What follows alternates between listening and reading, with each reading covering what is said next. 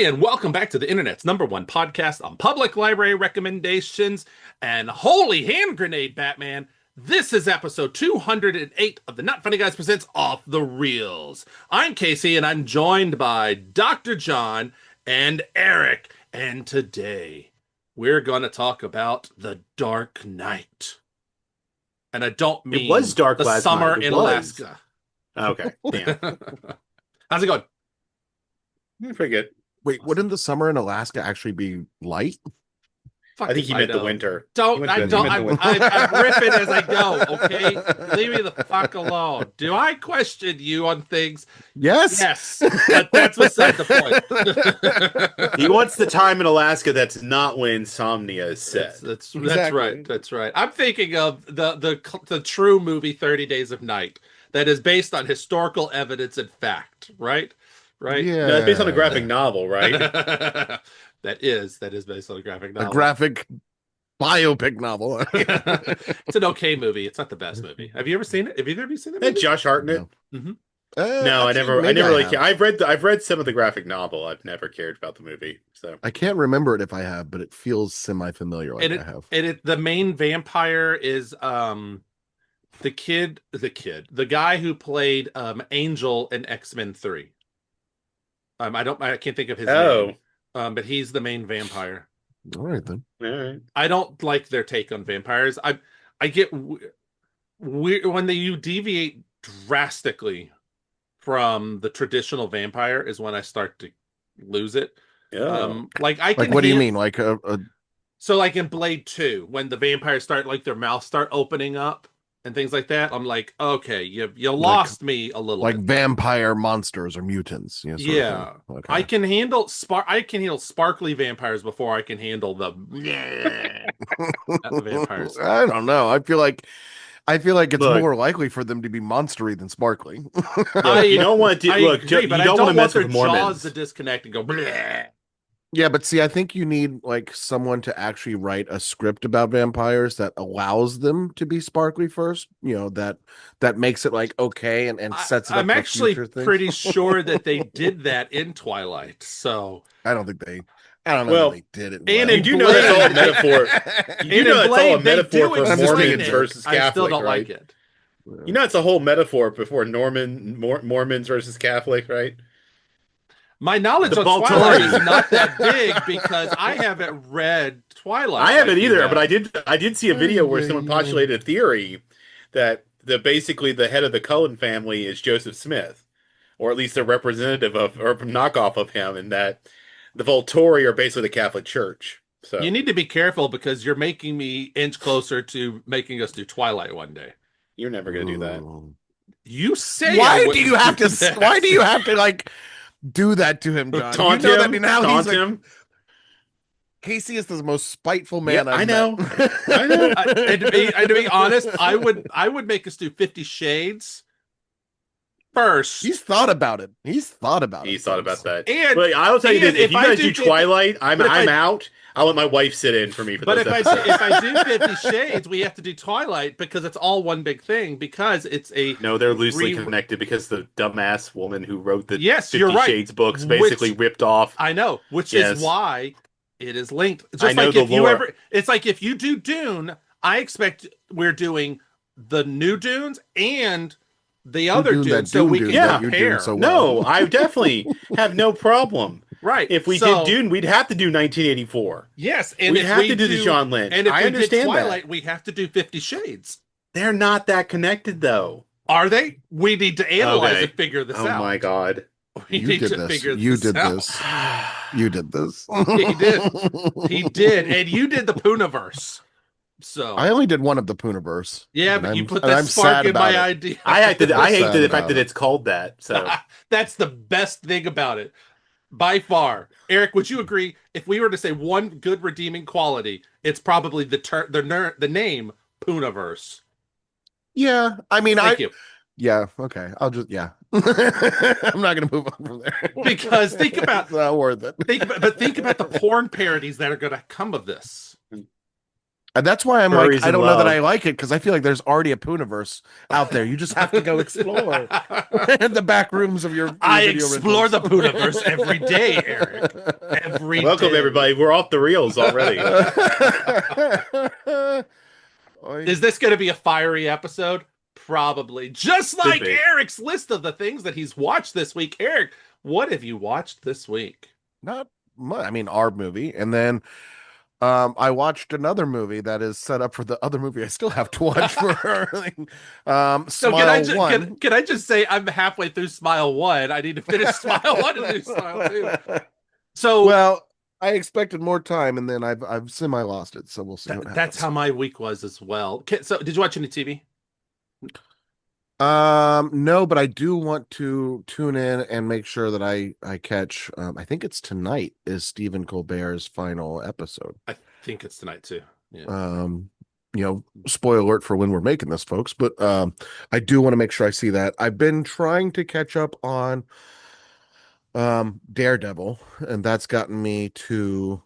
Where are you at? I think I'm episode 6. What's the story? Point. What's the story beat? I don't want to spoil or anything. I've finished. Don't give a spoiler, but what's like the central beat of that episode? So it was a really nice flashback to like how Fisk and Vanessa kind of met and got together. I know where you're at. Yes, okay, Yeah. I know which episode it is. Okay. That's a good episode. It was Really a good episode. And I'm very excited to see what happens next. Actually, I think I might be one episode beyond that. I love really kind of see what's unleashed. I love the final episode. I've watched it twice because Rachel had fallen asleep. We started Punisher, then we got halfway through it, and then the kids woke up, and so we paused it and haven't jumped back to it. So I need to finish it. I will say on Punisher, it does it just feels differently than the Netflix Punisher in a good way. It's still violent. It's still very graphic. It is still all about PTSD. But I'm not watching his wife get shot in the head every episode. So there's that. While watching, there is a moment at the beginning of it that sets the tone, and you're like, holy shit, this is about to be dark. And while watching it, about halfway through, Rachel goes, this is a really dark show. I don't know if I want to watch this. And I'm like, it's okay. It's a single 45-minute long movie. It's only 45 minutes, the Punisher one shot? Yeah. Wow. And that's basically an episode. It's not even it's 40. I would say 45 minutes. There should be 45 minutes to where the credits hit. Because it's like 50 something. But still, like, why not give him like an hour and 15 minutes at the very least? I think this is honestly does an audience want to see a full test balloon? Show of him. Anyway, it was so far it's really good. I'm really enjoying it. I've got to where we paused it is the twist of the episode, and I'm like, oh, this is interesting. They're following the Grant Morrison, no, Warren Ellis. They're doing one of the Warren Ellis stories. One of his famous ones from the Marvel Max line. Okay. Anyway, so far it's good. Anyway, so that's all you watched, Eric. Eric, I'm going to ask you one question about Smile. We started Hacks, the newest one, for what it's worth. How's that? The newest season. Good. So far, so good. Never seen Always it. Fun. So. Yeah, it's fun. That's right. I want to ask you one question about Smile, because I was trying so hard to avoid what that movie was about. You mean The Ring 4 or whatever it is now? No. That is all a movie that is nothing but metaphor for depression, and mental health. I'm out. And it hammers it home a lot. So the whole smiling part is you're faking it. Is that it? No. Okay. No, but there's an element to that for sure. But. Okay. It's the idea of baggage and trauma. Yeah, essentially. Okay. If I were to boil the Smile down, and I know we'll talk about this on ours, but a sneak peek, I would say that the smile is the mask that the depression makes you put on, but you don't. Then the movie. I see the metaphor. Right, but what's different is where I think why Eric says that's not the case is you yourself don't do it. Yeah, you see it in other places. So they've taken a concept of a coping mechanism or a deflective mechanism that people with mental illness, and they've turned it into a hideous, monstrous yes, thing. Okay. yes, Yeah, actually, okay. I got it. yes. Got it. No, I got it. I got it. That makes sense. That's a good, easy. I think that's Eric. Would you agree? That's just an easy. If we're just going to boil it down, That's simple, easy enough. Sure. Yeah. Yeah, I mean, I think that does not surprise me as a horror to turn something like that into a horror trope. That actually makes a lot of sense. And the other aspect is it's essentially a chain letter. Yeah, it's right? a chain letter. It becomes a huge chain letter. It's how it is literally the premise of The Ring. Yeah. It is the Ring, but depression instead of a VHS tape, and it's in a weird way because of where I paused it while I was watching it earlier. It is all about inheriting mental depression because the boyfriend has a whole line. They say mental illness is hereditary. I need to know what I'm getting into before I get married. Did you inherit this from your mother? Like, so the chain letter in a way is a way of the inheritance part of it, but it's a tangential. It's not like what we think of as hereditary. I think it's less of a. I mean, I think that there's that line, and I know that we're kind of beyond the point now for John, but like, I think there's that line and stuff. But I would say that it's more of speaking more to the fact that trauma begets trauma. Yes, that too. Right, That too. and so it's not so much an inheritance thing, so much as those that are hurt others. Yeah. Well, I was thinking the inheritance piece was only because of the chain letter metaphor. Because when you kind of I mean, there's an inheriting aspect. Yes, it's just not the inheriting that we think of. Right. Because normally when we say inheritance, it's like you get it from your mother or your father or your grandparents. It's not that. It is the trauma begets trauma inheritance type of thing. Anyway, there's a lot of. And the only solution is therapy. Yeah. It is a. The only drug is more cowbell. AI something AI can't give you. Yeah. It's a movie that makes you think. But the second one, anyway, Eric and I will talk about that later. But anyway, you guys talk more. Yeah, you made it through it. I'm sorry. Last week I was like, oh, do I like trigger warn you and give you a little bit more about what this movie really is, or just let you go? And no, I mean, I could kind of figure it out already, in terms of what it is. Is the second movie not that? Is that why you No. It is still the same? It's the same. It's just the first movie it is exposition world.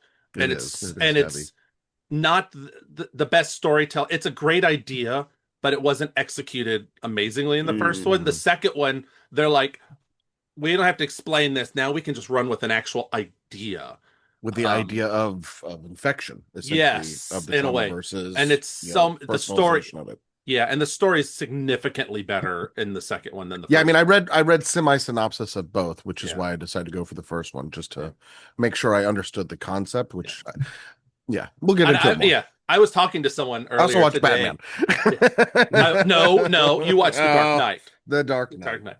I watched The Death of the White Knight. Is really what I watched. I was talking to someone earlier today, and they made a smile reference, not me. They actually made a smile reference, and I was mentioning it, and I was like, "Yeah, we're gonna do Smile 2 and all this." And I was like, "I don't think you really need the first one," and they were like, "Oh no, you don't need the first one.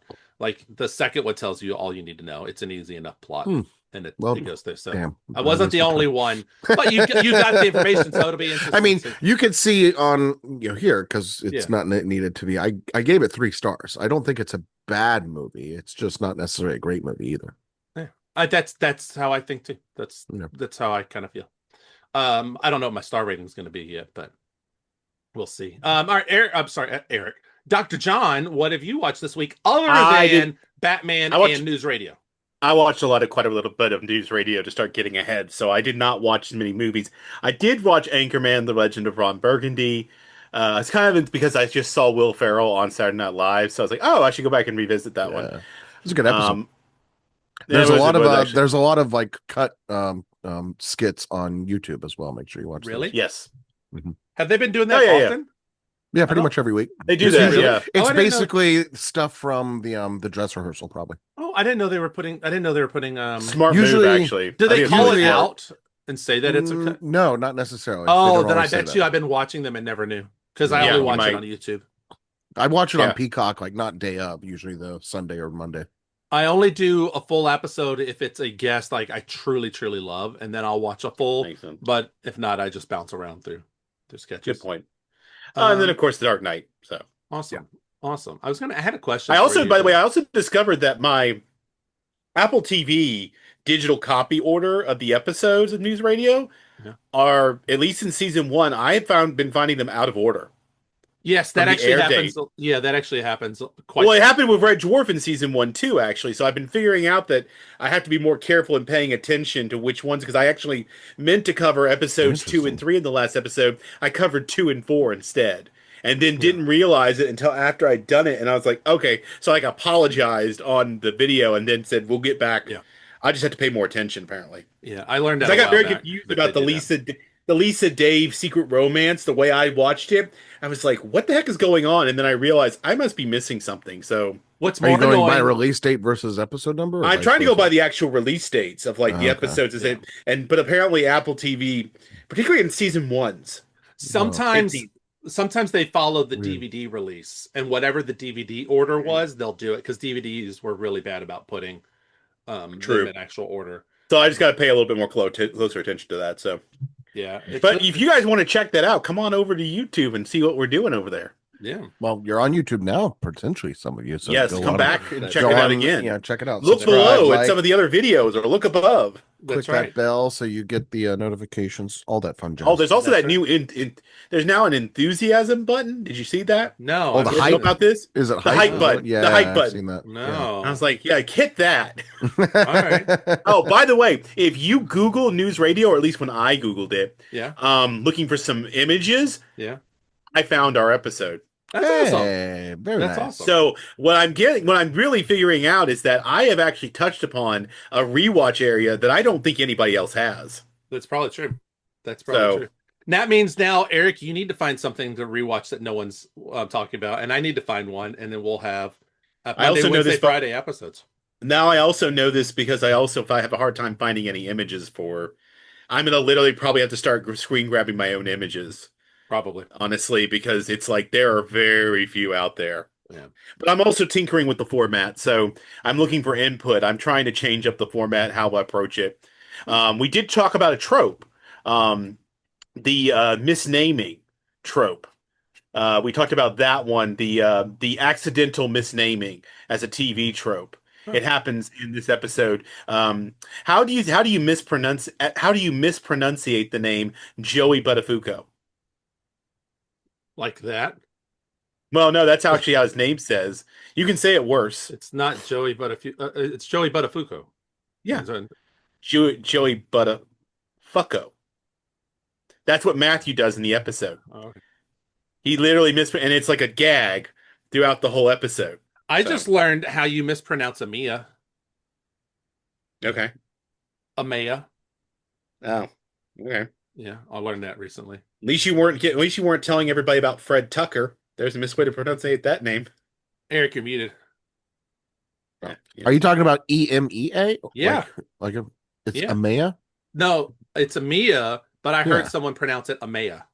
Interesting. Yeah, it was very weird. I this week, I had to stop and think, like, what the fuck have I watched this week? It's been a very weird week. A lot of where I was over at families a lot over the weekend, getting into random arguments over things. But we basically finished up the Daredevil, and then I'd started Punisher. Movie wise, though, Dark Knight's the first thing that I have watched. Well, I fell asleep to Tremors, but I'm not counting it because I fell asleep watching it purposely in bed. I just needed to feel good. I was having a down moment, and I needed just a feel good movie to put on, so I put on Tremors and went to sleep.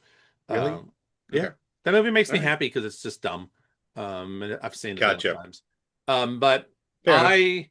yeah, mostly what I did this week when I was thinking back to it, I actually replayed the video game Mortal Kombat 11 story mode because I realized I never did the DLC. And it's like a 6-hour movie where every now and then you control and do fights. There's like, I don't know, 40 fights you do in a 6-hour period, and each fight's like a minute long. But mostly it's just cutscenes. It's just this long cutscene movie. It was actually really good to do. I'm on the second one. They got the guy who played Shang Tsung in the original movie came back, and he's playing Shang Tsung in the game, and he mocapped it all, and it looks just like him. So you're kind of watching a spiritual successor movie. It's actually really fascinating the way they did it. I'm really enjoying that quite a bit. And then I want to call out iTunes had done a huge sale, and I picked up a couple things. They had a fuck up sale, which was fantastic. I love when they do this. Every now and then they put the wrong price on things. So they had a handful of movies that they dropped. They were supposed to be $10 and they dropped them to $2.99. So I grabbed some movies for $2.99. I grabbed just like tell you what I grabbed. Honey, don't listen to this. Kung Fu Panda 3. So now I have Kung Fu Panda and Kung Fu Panda 3. I grabbed Love Hurts. Wow, rude to the two. I know, Love Hurts. And then I got Hamnet. Hamnet went to $2.99. Wow, that is like a big fuck up. Yeah, and I noticed it, and of course I immediately grabbed, and then I messaged someone, and they went and got, and then a minute later, someone else was going to look for it, and it already fixed the price. So it was a really quick thing. And then I had grabbed on their big TV sale. There was a fuck up. I should have grabbed. I didn't. Yeah, it's back to $9.99. Yeah, they had Incredible Hulk. The TV series was $10, and then I saw it, and like the next day I went to get it, and it had jumped up to $14.99, which was fine. So I grabbed all of the Incredible Hulk TV series, not the movies, just the series. And then the Jack Ryan TV series was on sale for $20. Then the next day it dropped to $9, which is where it is now. So the Jack Ryan, John Krasinski dropped to $9.99. The entire series? Yep. I grabbed it for a tiny bit more, but I did notice because I didn't have these. The Jack Ryan film series is on sale right now for $14 for all of them. That's not bad at all. Where the normal price is $60. So as soon as I saw that, I didn't own any of them. I was like, John had rewatched Hunt for Red October. Yeah. I'd gotten the Krasinski thing because I'd heard it was good. I was like, you know what? I wouldn't mind rewatching all of those. So it was a good price, so I grabbed them. So that's a series we should do one day, the Jack Ryans. Yeah, we could. Oh yeah, especially with the new one coming out next. Oh, you get for $4.99. Which is him, right? No. The $4.99 is season 1. You need. No. I'm talking about the movies. I'm looking at the movies. I think only the first $14. one. I think only the first one is $4.99. But 14 for the whole set. You 14? said. No, both. I already own Hunt for Red October. Okay. I only want Patriot Games and Clear and Present Danger, and they're both $4.99. Okay, then that's the easier. But if you wanted the other two, then the 14 is probably going to be your. Yeah, the other two with Ben Affleck, right? One's Ben Affleck. Well, there's the Shadow. Chris Pine. Chris Pine, yeah. the Shadow. And there's the 5 movie. $14.99 for the whole pack. Yeah. Some of All Fears is the Ben Affleck one, and then there's the new one, which I don't remember what the new one's called, and that comes out next month. And it is that one's just. I think it may just be Jack Ryan actually, but I might be wrong. I feel like it's like Jack Ryan's Shadow something or Dark. That's a Krasinski one, right? Yes, it's a spinoff of the Krasinski. The show's done now. He's just going to do movies. Is it a feature film or is it just going to be Paramount? My understanding is it is a feature film. So I'm looking up right now. It is actually Jack Ryan's. Tom Clancy's Jack Ryan Ghost War. Is the official Ghost War? Okay, is the official name. That makes sense. I saw a trailer for it. Makes sense. Yeah, the trailer's what made me want to watch the show. Okay, I like Krasinski too. Although I do. Can I? This annoys me, and I hope we don't do this, but I'm sure we do. Uh-oh. But I was watching a review of Jack Ryan. I just wanted to see like a review of the show, like just a quick like, is the show worth watching? All right. And this reviewer, he started off strong and fine. It was just a YouTube reviewer, but then in the middle he goes, "But you got to get past John Krasinski's resting dumb face," or something like that. And I was like, you've now like all your credibility's gone if you're gonna attack the show on him, because he says in spite of his resting dumb face, it's like the show's good. And I'm like, don't do that. Like, I feel like it does undermine your credibility. I mean, if you should have led with that, maybe. Yeah, or just be like, somebody just doesn't like John Krasinski's face, obviously. That's my thought as well. I mean, he doesn't. I don't call it. He has like a dumpy face, and it used to serve him very well in his comedic roles. I think particularly on The Office, it's not a bad face. It's not something you typically see from more dramatic actors, perhaps. But it would make sense. It's a mannerism. But it would also, the mannerism would work well for the character of Jack Ryan, who is an analyst. He's not supposed to be an action star. He's supposed to just be a really good analyst who's good at his job, who gets put in these weird situations. So, anyway. And by the way, I still think Red October did the best job of handling him as an analyst because I'll tell you, when they switched to Harrison Ford, I had a real hard time believing he wasn't a field agent sometimes. Yeah, the reason you had a hard time with that was because his boss didn't Indiana give him. Jones. Yeah, well, his boss didn't give him a little envelope that says, "This is your new identity. You are now crying." Don't start that. Start up. Don't start that. Transition's over. No, folks, this is not me. This is not me. I have to did it once. Spiteful motherfucker. You did it once. You already did it. You opened up that can of worms. So the whole can, I don't know. Okay, I'm just saying project right anyway. No, it is this is actually a really good example of why when you do the casting, like the cast changes, it can be hard sometimes, especially when the characters, when they play, at least with James Bond, they all basically play the same character. They're not like wildly changing, but man, Harrison Ford from Alec Baldwin, they are almost dramatic. Different characters. No, they really are. And it is way more jarring in that moment than any of the James Bond stuff has ever been. So, no, I will say it's a bit jarring. Yeah, that's where you need writers who actually understand the character and can at least write a character well. Well, they're based on books. All these are still based on the books. So yeah, Tom. I'd be curious. He's dead, but I've never read any of the books. I don't think you have either. I wish my dad was here. He read almost every Tom Clancy book. I'd be curious to know how faithful they actually are. I would too. I mean, honestly, I miss my dad a lot. And one of the things that would be great right now is he could tell us. That's going to be one of the hard things. He read a bunch. When I rewatch these, it's going to be real hard because these are some of my dad's favorite movies. So it's be the first time I've watched them since. So it's going to be it's going to be very weird. Same. My dad was a huge fan of those too. Yeah. I think he was more a fan of the Harrison Ford. Oh, the Harrison Ford. No, Harrison Ford. But he also liked the Bourne books too, didn't he? He did. Yeah. What do they call that? It's dad dramas. Is that what it's called? There's a term for it for like for Reacher, the Bournes, those types. Well, they of like that national. It's that national security. It's that national security protector. Yeah. Type of drama stuff that it's usually quite popular with older men. Yes, and it's very popular with older men. Like even Yellowstone hits that same thing, which is why it all. I think Landman's trying to get on that too. Well, Reacher.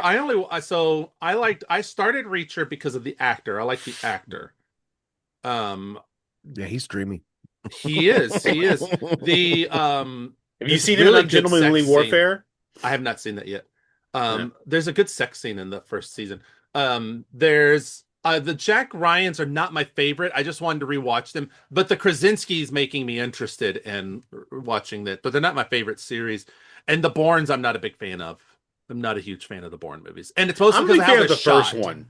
I hate the first one because of the way it's shot. I don't like the weird shaky gorilla cam that they try to do in it because you can't see the action. Everyone's like, "Look at these awesome fight scenes." I'm like, "Where? Where's the fight scene?" Because the camera's on acid. It's just bouncing around. It's like a child with ADHD. It's like basically you should have just had a GoPro. Start reading some John Clancy, and you sound more and more like my dad every day. Wear a GoPro. Hey, back in my day, this camera so shaky. We're on our way to being Unk, guys. We're gonna become Unk. My Joker has a big grin and a mustache, not the tattoo on his head. That's not my Joker. And back in my day, Harley didn't show He's not my Joker either. Back in my day, Harley didn't show her tits everywhere she went. My Joker is this one we're going to talk about today, to be quite honest. We'll find out what my thoughts on that one soon if he's my Joker. TBD, folks. TBD. Let's get into the news, shall we? There's a decent bit of news things, but a lot of like quick hits, so I'll go through them fairly quickish. So here we go. Starting from oldest to newest. There's a Rambo prequel coming out. I think you guys knew about the Rambo prequel. And it's, I'd forgotten. Thanks. David Harbour is playing the military commander, not Rambo. I don't remember who's playing Rambo. Oh yeah, dude. Noah Ciento is playing Rambo. They just Noah cast Centino or whatever. Yes, that guy. He's playing Rambo. Okay. they cast a new person, no. someone who has not been seen. So here's see if you can guess this one. Someone who's not been seen in movies since about 2018. This will be their first role back. You could probably Kevin guess. Spacey. Someone canceled. Yep, someone canceled. Not Kevin Spacey. Mel Gibson? No, younger. No. Shia LaBeouf. Army Hammer? No, and no. It's James Franco. He's been cast. Oh, okay. Of all of those people we've named, he's the one that I'm more excited about because at least he was interesting on screen. The others I don't feel were as well. Kevin Spacey was actually really interesting, but if we're talking about the one who ate people, Army Hammer, or we're talking about Shia LaBeouf, wants to eat people or made some weirder side. Yeah. Anyway, Franco was the better actor of those two for sure, or those three for sure. His brother's better than he is though. So, yeah, his brother has a better life. Yes, he does. All right. Next up, casting director Nina Gold. This ties into last week's topic about James Bond. Casting director Nina Gold says that the next actor must ooze sex appeal. Oh God! And also wants someone young enough to play James Bond in 4 or more pictures. Makes sense. I agree with both those. I want that movie. I want it to ooze with so much sex appeal. Everyone has an orgasm watching James Bond. Get there in the line, just deliver the line. Bond, James Bond. And everyone in the theater just unanimously has an orgasm. That's what I want. I think this could end up being a problem, but sure. That won't be problematic at all. Just, I don't want to work in a movie theater. You're the one who was excited to see that Evil Dead trailer that made people orgasm. But I think that was... I was not. No, that was Eric. I think that was because they were sitting with really good subwoofers underneath their seat because that trailer had some bass. It did have some bass. Speaking of having some bass, let's do the sad story. Oh. Yeah. Admiral Alarin, Yoda, Professor Utonium has passed away. Actor who voiced all of them was Tom Kane. He passed away at the age of 64. It was very sad. The creator of Powerpuff Girls actually drew a wonderful image of Professor Utonium and another character. It was like a kangaroo that Tom Kane had played, walking hand in hand down a hallway. It was a beautiful image. Tom Kane, I actually got to meet once at a con. I didn't get his autograph, but I've talked to him for like a split second. Really nice guy, just to strike up conversation with people for free. Not all actors are willing to do that at a con, folks. No, but you figure out real quickly who are the ones who are kind of happy to be there and the ones who have to be there. Yeah, so you figure that out quickly. Yeah, he passed away, so it was sad news. Huge bucket of wind, and we're just getting to that point where a lot of your favorite actors and voice actors are going to start. Or at least our generations are going to start passing away soon, and some of the people who are the ones of our youth, are going to be like, Well, there's some like someone I'm going to mention in a second, and the next, actually, 2 people I'm going to mention in the next 2 news stories. Voice actors, movies with voice actors that have been around for multiple generations, from the 70s forward, still to today, that are very multi-generational, such as Frank Welker.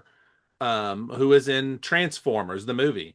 When he passed away, he has crossed multiple generations. Transformers, the movie, will be getting a 4K theatrical re-release for its 40th anniversary this year. I heard that. So I will totally be taking the 5-year-old to see that. He's never seen the animated show, so I plan on taking him and traumatizing him and letting him understand death. Then we will come home and I will let him watch Bambi. Jesus. Oh my God. What the hell is wrong with you? You should also do Fox and the Hound while you're at it. Yeah. My trauma. That's my trauma right there. He's already watched Neverending Story.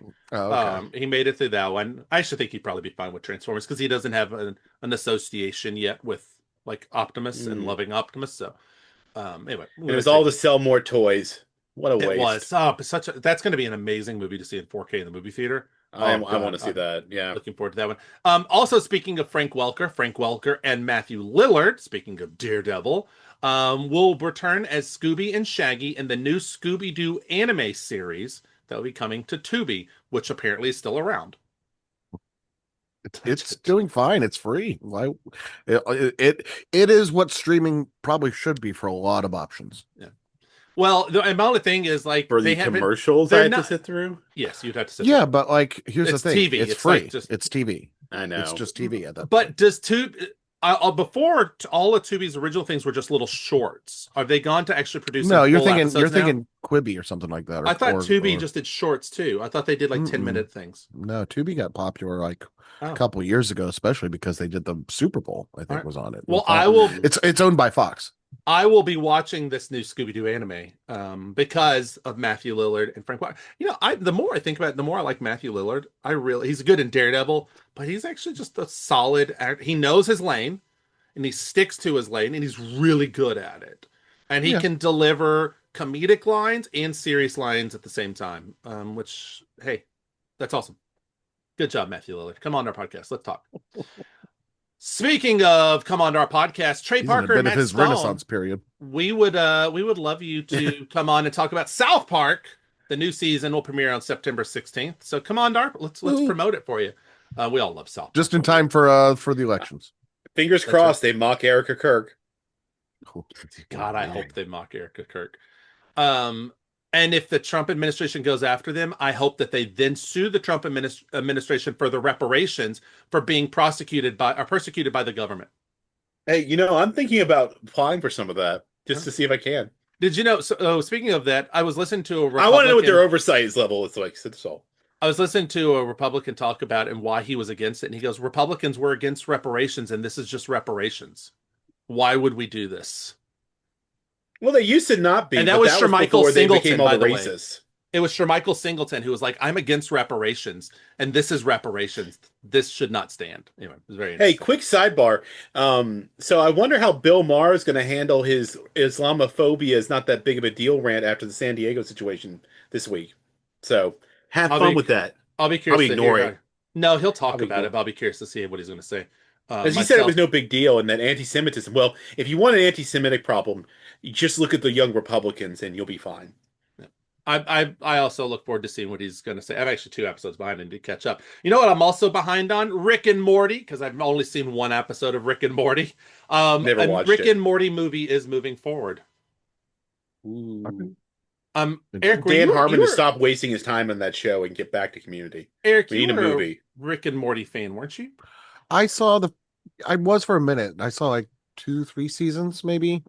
Did you make it through Pickle Rick? Pandemic. Yeah, I got through Pickle Rick.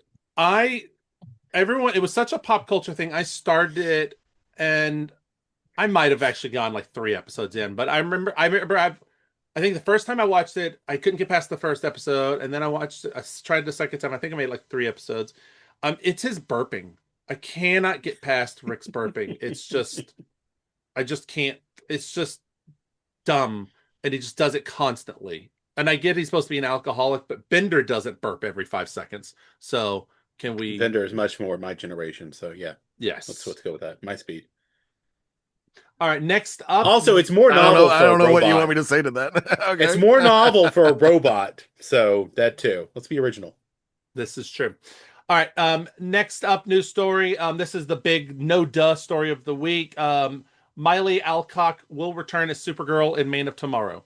No duh. Yeah, that was just one of those. I'm like, why did we need a news story for this? But we don't. But someone's got to say something.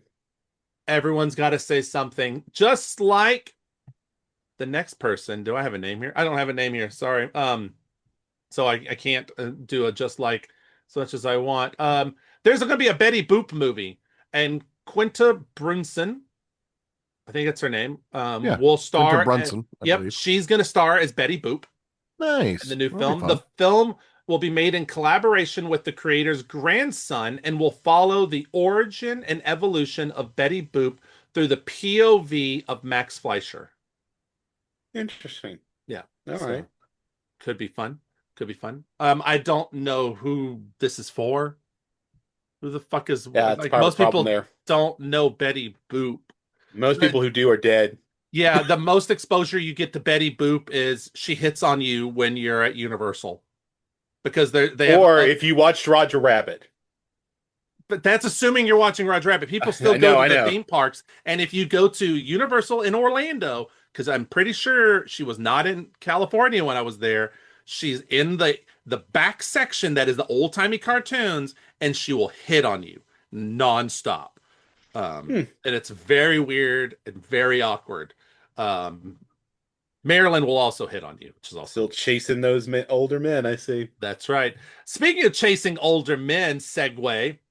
The release date for David Fincher's The Adventures of Cliff Booth has a date. The Adventures of Cliff Booth, which is a spin-off sequel to Once Upon a Time in Hollywood, the Quentin Tarantino movie, but Okay. David Fincher's directing it this time. Dear God, that It feels will weird. get a 2-week theatrical run starting on November 25th, and then on December 23rd, just in time for Christmas, you can watch it on Netflix. How much sex and dark murder is going to be in that film? Is that really a Christmas film? I hope a lot. And it is a Christmas film in my house. God. If at some point in the course of this podcast, Casey's going to get a visit from Child Protective Services. Just saying. I did not say that my children are going to watch the Adventures of Cliff Booth. All right, did not say that at all. Did not. Actually, one of my kids' favorite Fincher. That's cool. Hey, one of my kids' favorite is Spirited. So my kids love that film. That's a good one. That's relatively family friendly. I know. Yeah. Generally. Mine actually might watch Spirited this year. I might let him watch it. He might be enough where he can sit through. The problem with there's exposition scenes, and exposition scenes is what. Well, for me, my all-time favorite still will never not be The Muppets Christmas. So. Oh yeah, that's kind of like I think I watched that like 6 times in Christmas. That's required in my house, and it's usually the that night and before. Christmas Vacation, National Lampoon's Christmas Vacation. That one I watch all the time. Are required. Man. And I only recently realized that the National Lampoon's Vacation, definitely had things in it I didn't realize, like tits. Yeah. Oh yeah. I was like, pretty much every Lampoon has tits. Well, yes, they don't do it in the Christmas TV version. You're probably used to the TV version. That's what it is. I think that's what it is. I was like, oh, Beverly, hi. Hello. I conned the 5-year-old into watching Luca. On Sunday, he wanted something to watch. I was like, oh, you can watch this. It's about like a boy who's like a fish person. It's like, I don't know. And I was like, it's super fun. It's a great movie. It's got a lot of adventure and stuff. He gets about 40 minutes into it, and he goes, "Can we turn this off? You said it was fun." Oh man, dude, that's like my pushback. That's like my youngest doing a slow clap for me the other day. Like he's like, good for you. My pushback was, did you get to the race? No. I was like, you got to watch the race. That's the fun part. I just didn't want to get up to change it. And so eventually he complained enough. I went and put on the race, and he watched the race. He goes, I thought you said this was fun. Again? He said it yes, again? He was like, knife. It's not my favorite Pixar, but I was just like, Dave Chappelle, fuck your couch. It was just one of those. I was like, you haven't seen it, you should watch it. That's what it's like. I put it on, and he did not care for that one. He is the Rick James of your house. Now he does like the movie Elio. He liked Elio, but he didn't like Luca. Next up, this one is for Eric and I, maybe Dr. John this year. Eric, do you know what we got today? What? The first Halloween Horror Nights house announcement. Oh, I heard about this actually. I think Sinners. Yeah. Yes. It's enough. Well, maybe if you guys don't schedule on the weekend of my wife's birthday. Well, Sinners isn't enough to get me there, but it's a step in the right direction for sure. It's a hell of a first launch though. Like this feels. But that said, if they go off like the trend of this year, they're going to have the house, and then Sinners is going to be canceled all of a sudden. Shit, you're probably right. You're probably right. I'll be curious to know. Watch, it's going to be like Sinners, and then Hellraiser, and then like The Substance, and then The Human Centipede. At which point, Eric and I would both be like, "We're out. We are done. Not going to this shit." Anyway, Sinners is pretty awesome thing. Now, you're all probably wondering, hey, might be kind of fun for them to do a Smile one actually. Smile would be really good. especially after you watch the Be second one. super creepy. Look, just to like guys, walk guys, through it and they're just I smiling. can show up and do that myself. Let's talk about I'm not happy. So you I'm think? not happy. Why am I here? if okay, now we really need to make you go because I want you on Velocicoaster so I can just Oh angle my camera God. behind you with that smile on I your don't know if face. I gotta like train better for it. My heart almost gave out on that one. I don't think you were prepared for when I I was say not. rope. When I say rope drop to close, I was like, Yeah, I don't. I got it's to a train for that marathon, too. isn't it? That was anyway. It to say the least. You're probably wondering what you can watch this week I think if you want to see 25,000 things. steps, almost 30,000. Yeah, you I know last week you got to watch Star Wars and Grogu, and you're like, what can I watch this week? Because next week is He-Man. So what does my buffer week look like? Well, I'm going to tell you your buffer week right now. What can you go see at the movie theaters on Friday? Well, you can see The Breadwinner, Turner, Okay. Pressure, and Backrooms. I feel like I've heard of Pressure. Is Oh, this- Something about a Pressure's the one with, combination of those words with Brendan would sound Fraser, weird. right? Where it's yes, about. that's the Brendan Fraser Oh, World War II that's one. the he's Eisenhower. I don't know if I buy him as Eisenhower, but I am still kind of curious to see the movie. I No, want to what's see the his movie, name? but I Who's don't buy playing- him. What's his name? Moriarty from Sherlock is in it playing. I love him as an actor. I do too. He's amazing. Yeah, Give I me- like He's him. absolutely phenomenal. He's give part me- of why I'm like I would go see it. I like Brendan Fraser Yeah. as an actor too. It's like just Yeah. Brendan Fraser. I'd be willing to see, even though I don't know that he's going to pull off Ike from a Yeah. look standpoint at the very least. Now- Vocally, it sounds like he's doing some work. The guy who plays Moriarty, give him and Alan Richardson. Is that his name? Reacher. Oh yeah. Have those two be in the new James Bond movie where the James Bond oozes sex, and I guarantee everyone have an orgasm. All three of them in one movie. Everyone. Ooh, Moriarty. What about him as a Bond? Would He's he too work? old. He's too old. Yeah, they don't. I think he's. But- past Oh, that what? He's age. like 40s, 50s But now, almost. He's in his Our age, 40s. at least. Yeah. Fantastic villain, though. I would totally buy him as a Oh, Bond yeah, villain. he'd be I great. strangely really like him when he's playing a good guy, though. I like Like, him I feel playing like he- any role. Well, he was great in Fleabag. I loved him in that. He's Yeah, He was a best with- Catholic priest. Yeah. He's He was a best with Catholic his- priest. It's his comedic timing. He has a Yes. very dry but sharp comedic timing that works really well. Well, there's a scene where he has what's her name, Waller, in there, and they're having a drink, and she talks about how she doesn't believe in God, and then all of a sudden, like a painting falls and hits the floor, and she's like, and then he just goes, "I love it when he does that," and like looks up. It's great. All right, well, I'm This is gonna so good. I'm gonna throw one out there. Who would you like to see him play in the DC universe? What DC Ooh. character would you like to see him play? He could play any character. Oh God. Now I mean, he would have been a fun Sinestro. I was about to say. Yeah. It's Sinestro. I thought Mark Strong was a great Sinestro, actually. So that was like one of the few redeeming qualities of that Ryan Reynolds disaster. I got two for DC who Okay. I want to see him play as. They're both Batman. Because Okay. I'm stronger in the Batman side than I am on the others. Either Joker, which I think he could be an interesting take Maybe. on Joker, but he needs to be closer to the Heath Ledger version of Joker than like the Nicholson version. But Scarecrow, I think he would be a fantastic Scarecrow. He would be a good Crane. Yeah, I could see that. He'd also be a good. You know Dent. what's really I weird? think he'd be a good The- Harvey Dent. If they did an I don't know absolute, if he'd be a good Two-Face, but Harvey Dent. if they did an absolute Batman, the way they're playing Joker there so far, he would fit that really Yeah. well. And you can do that. Actually, Now, yeah. Marvel, who should he play a Marvel? This one's a lot harder. Because there's a lot of you have to sort of aim for a newer character, one who we haven't seen. Ideally, yeah, should be someone who we haven't seen. I mean, on if you were doing just a reboot and you wanted another Robert Downey Jr. Iron Man, he could fit that character, perhaps. No, I don't know if he'd I'd be- see more as a Doctor Strange if we were rebooting the Could character. be. I don't know. Or maybe if you're going to reboot a good Mr. Fantastic, he could be an interesting Maybe. Fantastic. But I know. I have to think about that one because I would want him to be somebody who maybe we haven't seen. You know, it would be interesting. I'd No, love to see him as I know. Mr. Miracle if we're doing this. If we were still doing the DC, I think him as Mr. Miracle could be fascinating. That could be good. Norman Osborn.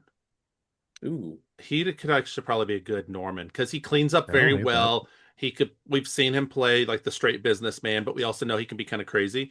He doesn't need to go the full. I don't think he would need to go the full Willem Dafoe. No, Truman. I actually think But Harvey Dent might be better though. I think Harvey Dent is. I kind of agree with that one now. it's just I I don't think know if he that can for do the DC, dual side. That's the I think he could, you think he but could? he might go more like go kind of like insane. He could also, I'm sure, play someone. Actually, you know what? He'd be a really good Mr. Sinister. I think he could actually be a good Oh, that'd Mr. be fascinating. Sinister. Um, Yeah. Particularly if you're going to set him where he was Nathaniel Essex in 1885. Yes, that's true. Like you could actually play that very well. Put him in a Uh, suit, devil in a suit. that's right. Speaking of Devil in a Suit, let's talk about a library, shall we? Eric. Ooh. Would you like to give us a public library recommendation for the day? Sure. Well, so our Batman watchers and listeners recognize that I have been doing libraries from the hometowns. Last week, I did one from Wales, Massachusetts, in honor of our Welsh Batman we have today. But in honor of this movie, I would say we actually see another hero emerge, and the perhaps more ethical hero in a way, which is Lucius Fox. In terms of convictions, at least in this movie.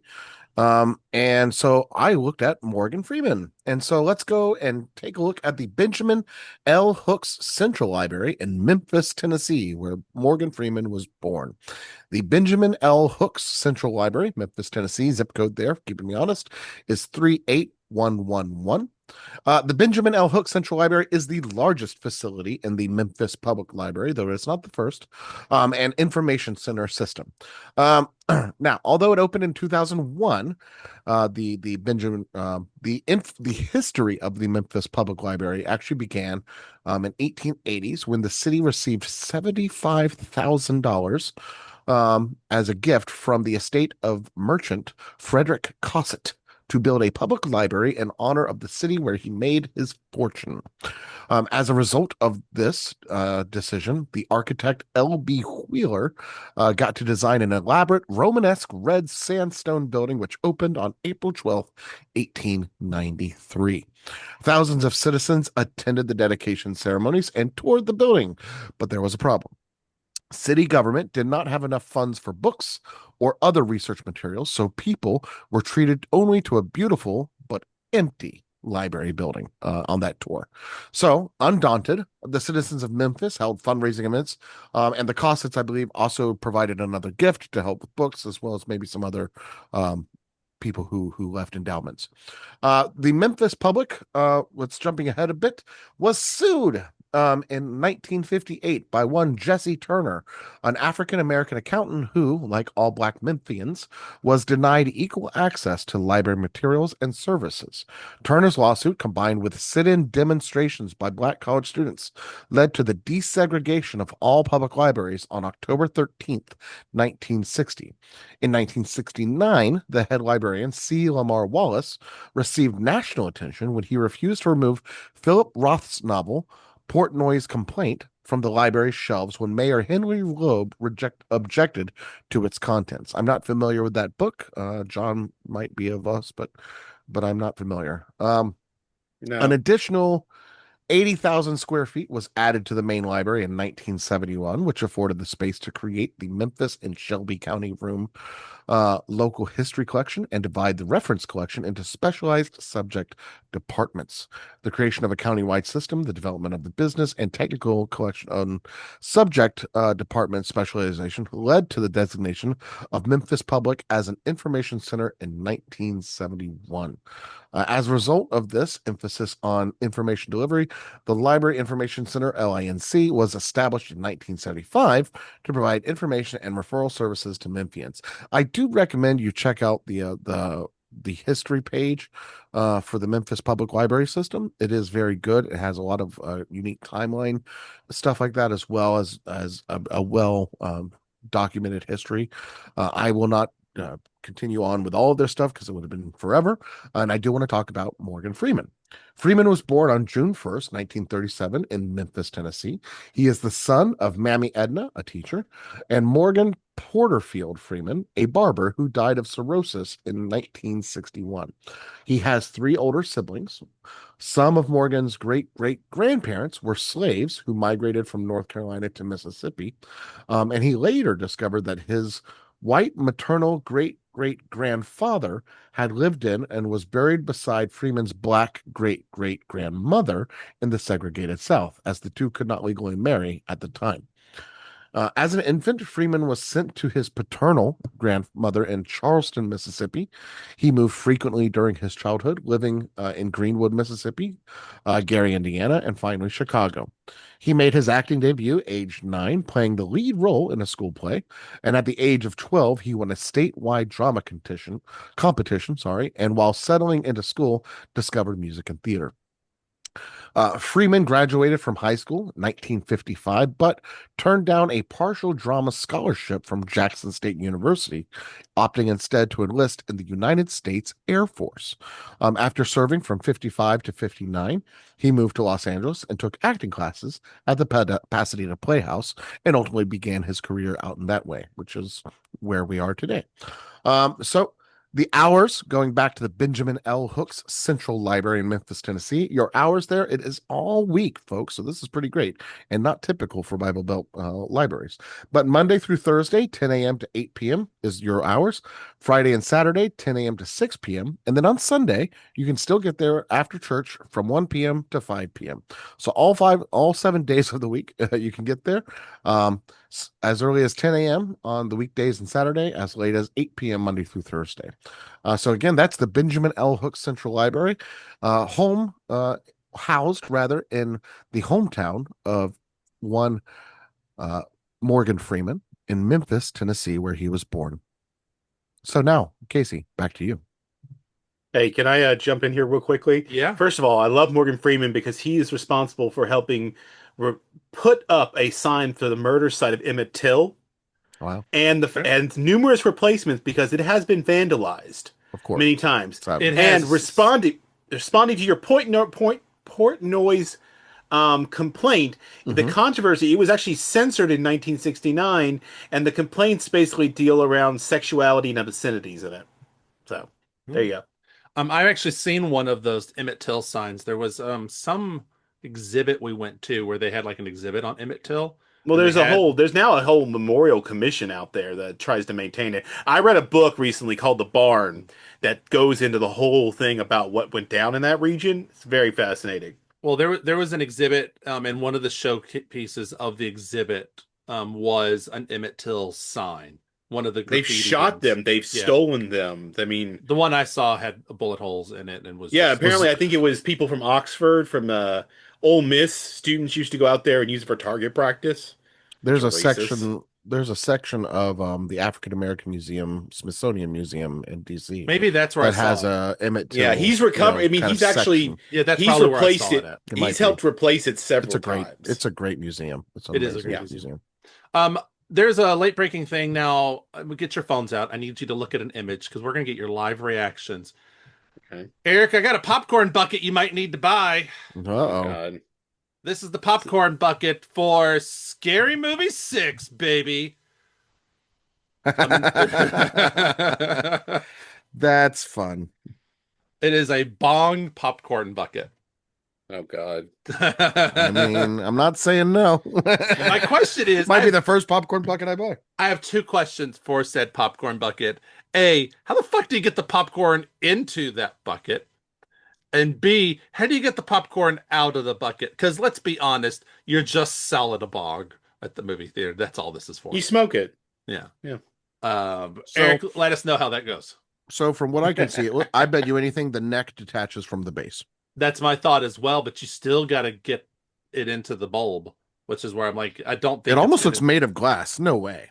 I know it looks very weird. It looks very efficient, to say the least. It looks definitely usable. Potentially. Eric, let us know. Get back to us on that. All right. Okay. All right. Let's talk about The Dark Knight, shall we? The Dark Knight that came out on June 18th, 2020.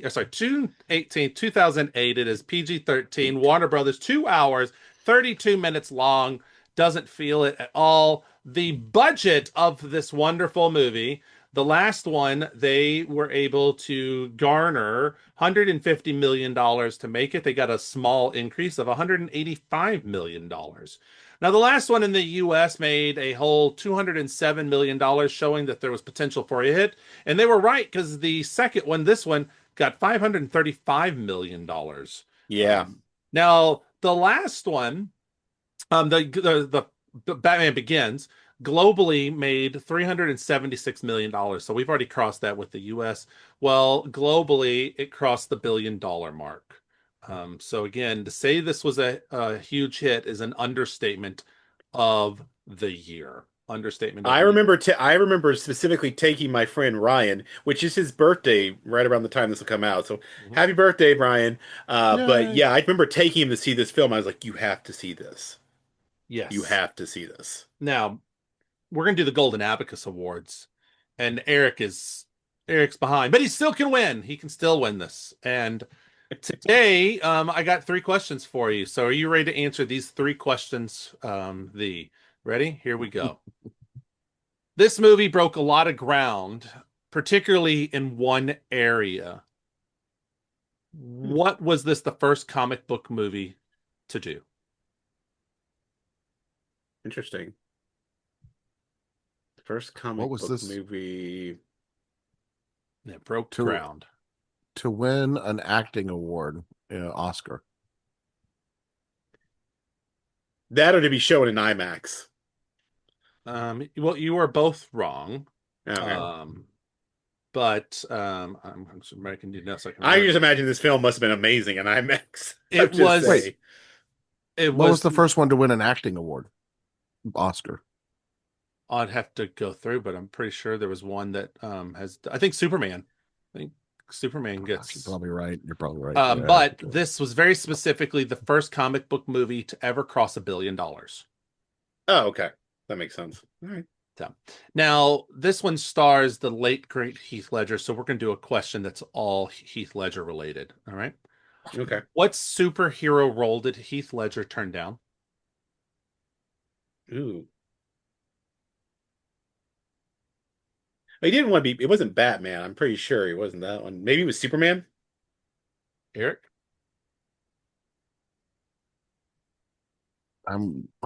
Spider-Man? Eric says Spider-Man. Eric, you've gotten a point. He turned down Spider-Man. Oh, nice. So, okay. In the spirit of the Joker, I'm introducing some chaos into this next question. I want to know which of these movies you have seen, and I'm going to list the top 10 movies of 2008 for every movie that you have legitimately seen. Okay. Be honest, guys. When I could actually go see movies in theaters more often. You get 1 point for each one, so a possibility that we've seen in theaters. No, you just need to have seen the movie. Okay. You're not going to qualify it for a movie theater. You just need to have seen the movie. 1 point for each. Wild card, you have a chance for 10 points on this. Eric, this could make or break your run at this. All right. I'm going to start at number 10 and work our way up. Number 10. Again, be honest, gentlemen. The Chronicles of Narnia, Prince Caspian. Number 10. This is a worldwide box office, by the way. Okay. No. Neither. Okay. Yes. Oh, yes. John has seen one. I didn't see that. Yeah. All right. Gosh, yeah. WALL-E. Yes. Iron Man. Yes. Obviously. Quantum of Solace. Yes. Yes. Madagascar, Escape to Africa. Yes. No. Mamma Mia. Yes. Yes. Hancock. Yes. Yes. Oh God, I wish I hadn't. Kung Fu Panda. Yes. Yes. Indiana Jones and the Kingdom of the Crystal Skull. Yes. I wish I hadn't either. The Dark Knight. Yes. Yes. You tied both with 9. Yeah, we tied because I hadn't seen the Madagascar one, and he hadn't seen Narnia. I mean, I don't know what you were thinking. How have you seen? Have you not seen the 10 most popular movies of the year? Very good likelihood from like 20 years ago. Well, but the crime would have been if someone had said they hadn't seen Iron Man. I'd be like, hold on, who's a fraud here? I mean, obviously Madagascar. Go back to 2023 and say that again. Obviously, Madagascar is an easy one that you could have glossed over. Prince I've seen Caspian. part of that one. I can't claim I saw the whole movie. I saw part of it. Prince Caspian's another one you could easily have glossed over, and same with Kung Fu Panda and Mamma Mia, actually. Or sorry, not Kung Fu Panda, Hancock, Mamma Mia, Madagascar 2, and Prince Caspian are 4 movies that could have gone in either direction. I wish I hadn't seen Hancock. I do not like that film. If you want me to round out the rest of the next 10, it's Sex and the City, Mummy, Ugh. Tomb of the Dragon Emperor, Twilight, No. Slumdog Millionaire, No. Wanted, Curious Case of Benjamin Button, Bolt, Horton Hears a Who, Gran Torino, 10,000 BC, and then number 21 was The Incredible Hulk. Huh. So it's a whole bunch of things. Yeah. And a Jason Statham movie hidden in there somewhere, I'm sure. He's probably got like 5 or 6. Speaking of Jason Statham, I need to watch The Beekeeper. I feel like he comes out with one every other month. He does. See, I miss Jason Statham. I miss Jason Statham from early Guy Ritchie films. That's the one I miss. That's the Jason Statham I miss. Wow. I mean, he's a working actor. You got to give him credit there. I understand, but I miss him when he was kind of playing that oddball character and not this like hyped up muscular action hero thing. Speaking of hyped up muscular action hero, Christopher Nolan's really good at that, and he wrote and directed this movie, and he wrote along with his brother Jonathan Nolan, who you might know from a little show called Westworld. Composers were once again James Newton Howard and Hans Zimmer, with Christian Bale returning as Batman, Heath Ledger as Joker in his final role. He had one more full role because he died before he could finish Dr. Parnassus. Yes. Aaron Eckhart as Two-Face, Michael Caine as Alfred, Maggie Gyllenhaal now as Rachel, Gary Oldman as now Commissioner Gordon, Morgan Freeman as Lucius Fox, Cillian Murphy as Scarecrow, Chin Han as Lau, Nexter Carbonell as the Mayor, Eric Roberts as Maroni, Anthony Michael Hall as Ingle, Michael J. White Spawn himself as Gamble, William Fichtner as bank manager, and Dave DeSmalchin in one of his first roles. Yeah, I know. Thug. This is Eric is on a Dave DeSmalchin run. I don't know if I can tie Dave DeSmalchin into next week, but if I can, it'd be 3 weeks of Dave DeSmalchin. That's a good point. Yeah. Rachel's like, oh yeah, that's the guy. That's because she watched everything. It's like, that's the one. Yeah. We have a special guest appearance from Batman. This is our Nolan Batman with a cloth cape. It's very nice. A little bat butt for you. Now, I also have another special guest in here with me. I have, of course, the Joker with me. This is the re-release of the figure. I didn't get the first run, and the first run figure is now very expensive. I do not have a Two-Face. I need a Two-Face, but that is also like a $90 figure now.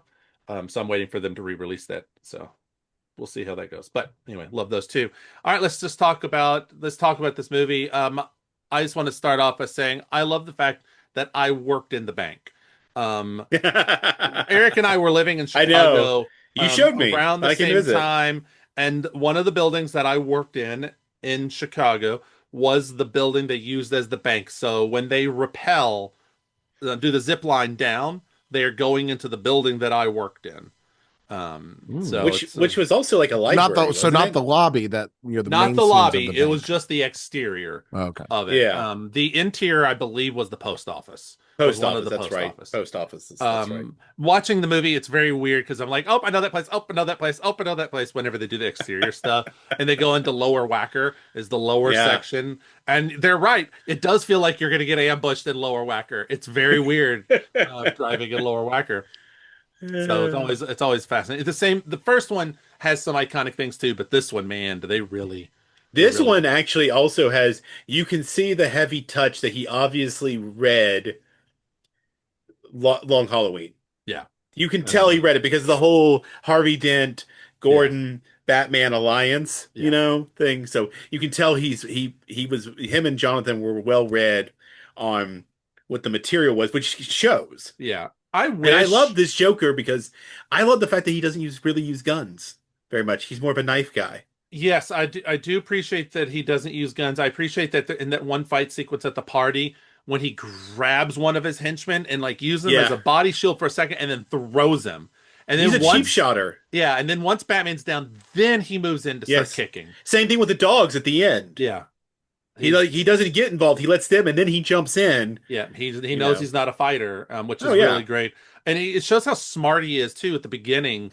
With like, boss said to do this. Oh, what did boss tell you? Like, kill me? No, I'm to kill the bus driver. Bus driver? What bus driver? Head cock, move out of the way, causing the other guy to shift in, and then bam. So great. Also, that whole bank robbery is a pretty brilliant plan. That's a really good way to start off because he literally times it so that he leaves and joins a parade of buses of kids going home from school. I know. Which, by the way, why would that bus light have allowed that bus to come out of a building to jump to the line? Also, what's his name? Who played the mob banker guy? Yeah, I love his bit. That's William Fichtner. William Fichtner. I believe he played a bank guy in Heat. Almost in the exact same role, I believe I saw. By the way, you just know that he's in Heat. You know, Cillian Murphy just loves working with absolutely Nolan. Absolutely. Because he had this one and the next one. Yeah. He has like the smallest of bit parts. Yeah. Oh yeah. But is he in Odyssey? Is he in the next one? Is he in Odyssey? Who's he in Odyssey? I don't know. No, I don't know if he's in Odyssey. He's in Dark Knight Rises. He might be. Who knows? Is that what you were asking, Eric, or were you asking was he in Odyssey? I was asking about Dark Knight Rises. Oh, yeah, he's he comes back. He's a judge. He's doing the whole French Revolution, Madame Defarge trial thing, which is one of my favorite bits. Honestly, it did not sound like him when he was behind the mask. It wasn't until like the mask was off. I was like, oh, they did bring back Cillian Murphy. If they didn't take the mask off, you could have gotten away with somebody else. But when you take it off, it really is him. Yeah, exactly. He's here. I'm looking to see if he's actually. And you guys notice. I mean, obviously, you notice that the guy who is trying to be a Batman, I'm not wearing hockey pads or whatever. He doesn't make it, throughout the whole movie. No. He's the dead Bat. I like the fact that Michael Caine, Alfred basically told him, you spit in the face of the criminals. And it's like the law of consequences, This is my favorite. Action equal reaction element. This is my favorite IMDb does not list him as being part of Odyssey. Maybe he had a Peaky's Blinder movie conflict. Who knows? It's possible. I bet you anything he's somewhere in it. I bet you he's probably an unlisted. Somewhere. I mean, because Christopher Nolan has this thing where he's like Wes Anderson. There are certain actors who are very attracted to being in most of what he does, or very willing to be in a lot of things he does. And he does a lot of good stuff. I mean, that's and obviously he's a quality director in the sense that obviously actors like him. Yeah, right. They like what he produces. They like what he does because otherwise, why would they be there? They like that there's no phones particularly for bit set. parts. No phones on set. He actually does not use a computer. He uses a typewriter that he carries around to write and do stuff. Right. I don't know, Eric. Now that you said that this is your favorite Alfred, I was trying to think about it, and my top 3 Alfreds, and we're talking about live action. Okay, we should just say that for the end, right? I'm going to do it because this is the because we do have another Alfred. You're right, but I'm going to go in and say I think Michael Goff is really good, and I think he's the iconic Alfred I'll always think of. Yeah. I think Kane is good, but I gotta say, I know this is gonna be controversial. I really like Jeremy Irons as Alfred. Like he was he's that more like modernish take on Alfred, particularly like how he is. He's closer to what he is in Absolute Batman. Is he in the Batman? He's in the next. No, he's in Batman v Superman and Justice League. He's in the Snyderverse. Okay. But I thought that was one of Snyder's best castings. I actually really liked him in that role. I would like to have seen him do more, but this one's probably closer to traditional Alfred, this Michael Caine.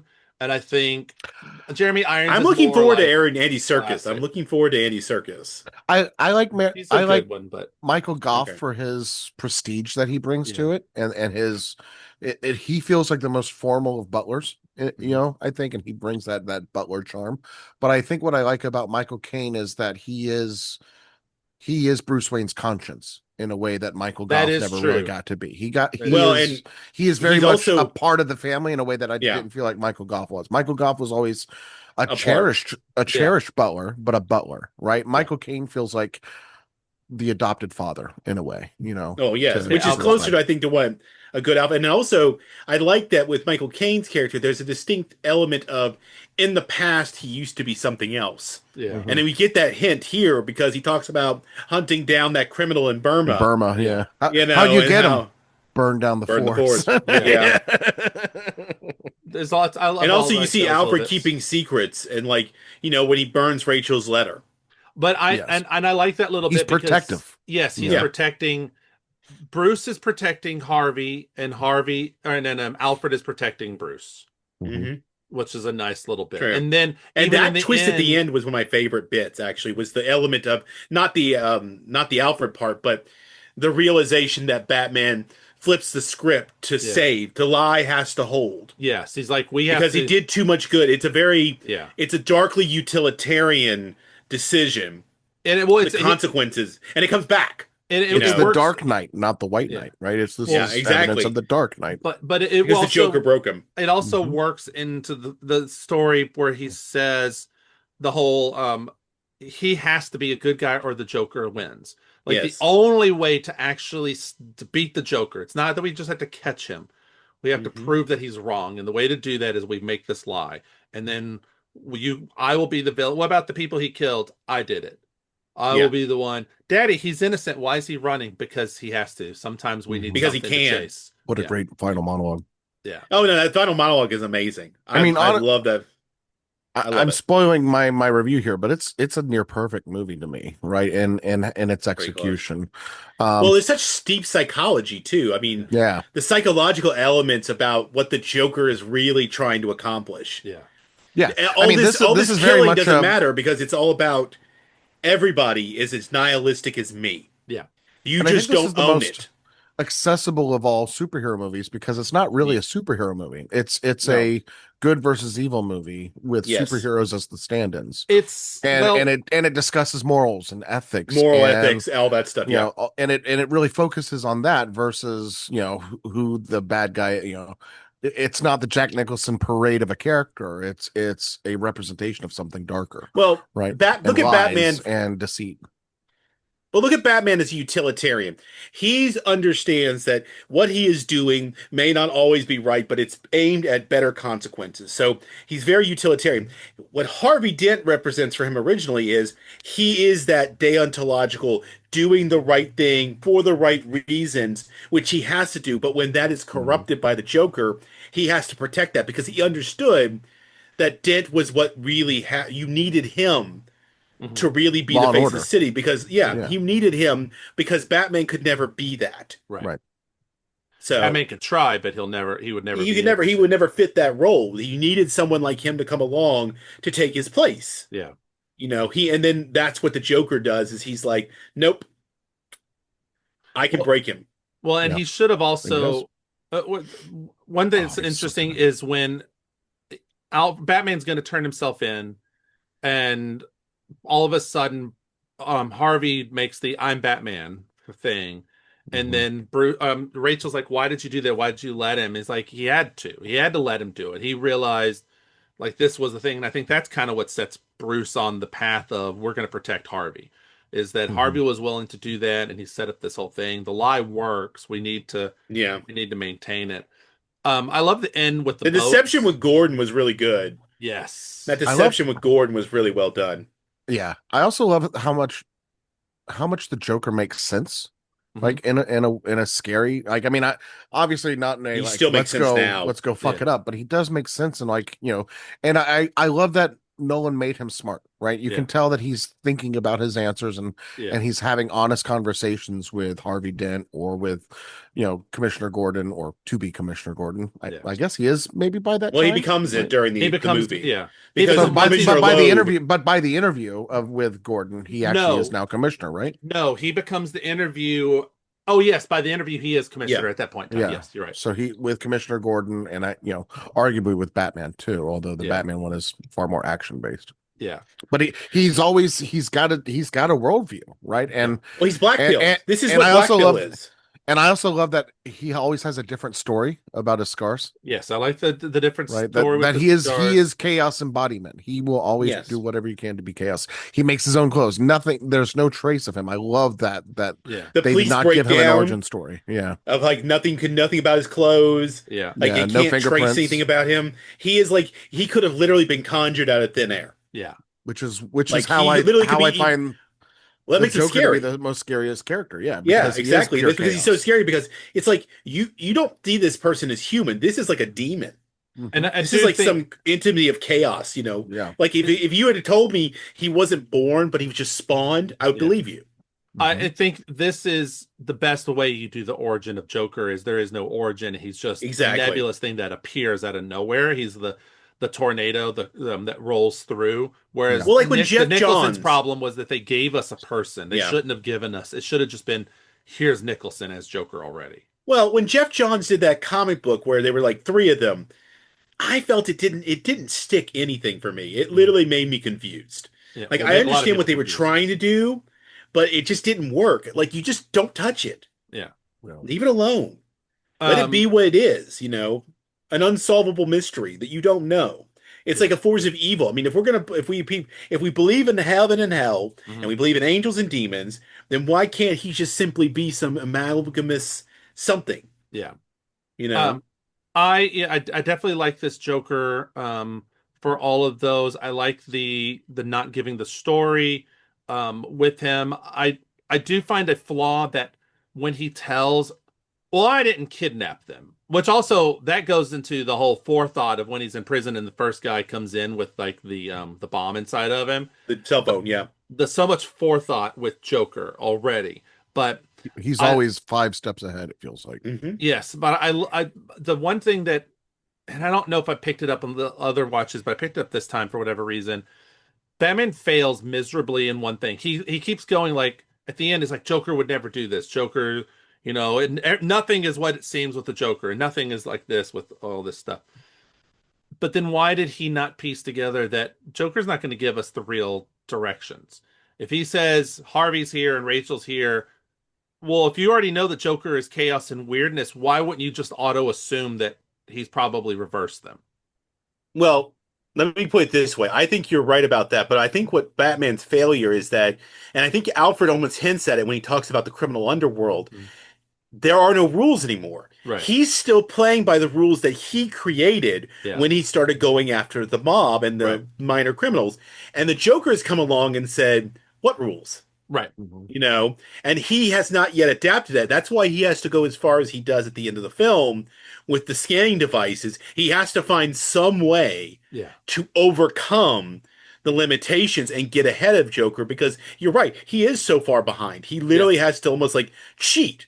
I mean, Lucius Fox is very uncomfortable with it. Which But he does reward him for that, Right. at the end, granted. Yeah. That's actually really scary. The surveillance state that Bruce creates is the surveillance state God. that we basically live in now. Um, Or to a China does degree. for sure. But I think even with AI and stuff, people will start using like our own phones to be listening in to make sure that you're not talking about X, Y, and Z. And if they need to, because they can already do with a Wi-Fi router in a cell phone, you can use a Wi-Fi router to basically create bat sonar, which is the same thing that he had there, Yeah. and see through walls and see where people are standing using signal bouncing. So this is, predicting a lot of things that are coming. Now, I would love to think that people are like Bruce and Lucius and would not use it wrongly, but that's not. I feel like our Well, world. that's the thing about his utilitarianism. He understood that he was going beyond something that was right and wrong, Yeah. but he knew that the consequences would pay off. And as a reward for that, he basically allowed Lucius to make it a one-time thing Right. and Mhm. destroy it. And I don't So- fault him for what he does to No. catch Joker. I do not fault. And He had to. honestly, I bet you Lucius probably feels the same way. If you could actually interview Lucius right after this movie and be like, "What are Yeah. your thoughts on this? Was it right?" I mean, other to than use killing the this?" Joker, I mean, because Yeah. that's what the Joker wants. Joker Yeah. wants to break him too. Yeah. He knows that to break him means that he has to make him kill him. Yeah. Mhm. And he wants to see how far he can take it. That's what he does with everybody. I mean, and I think that when the two people in the ferry, my favorite, what's his name? Who is the criminal who gets up? What's the Yeah. actor's name? I can't think of his name, but I know you're talking Um, about. I love that little bit though. yeah. When he's like, He gets up and he uh, should have done this 10 minutes ago. Yeah. throws it out the window. Yeah. It's Well, like, but the whole like, hey, I'm a criminal and I've had to hurt people and I've had to kill. I'm willing to do what you can't. Let me do this for you. Let me do this little bit, which I thought was great. And then when the guy, all of a sudden you're the like, other oh, guy the in the normal ferry. person you think is going to actually do it. And then when he's got the power in his hands, Yeah. he can't actually do it. And that's a real statement about what it means to take a life. Yeah. And take lives. I mean, honestly, if you think you could do it. Yeah. And then what happens when it actually is in your power? Yeah. I mean, and the thing is I think he, like most of the other people, they weren't sociopaths. Yeah. So the Joker is a psychopath. Yes. Honestly. For him, there is no issue with that because he doesn't understand people. The fact that they even acknowledge that those people had a choice and they made a choice, they still recognize the people on either ferry as people.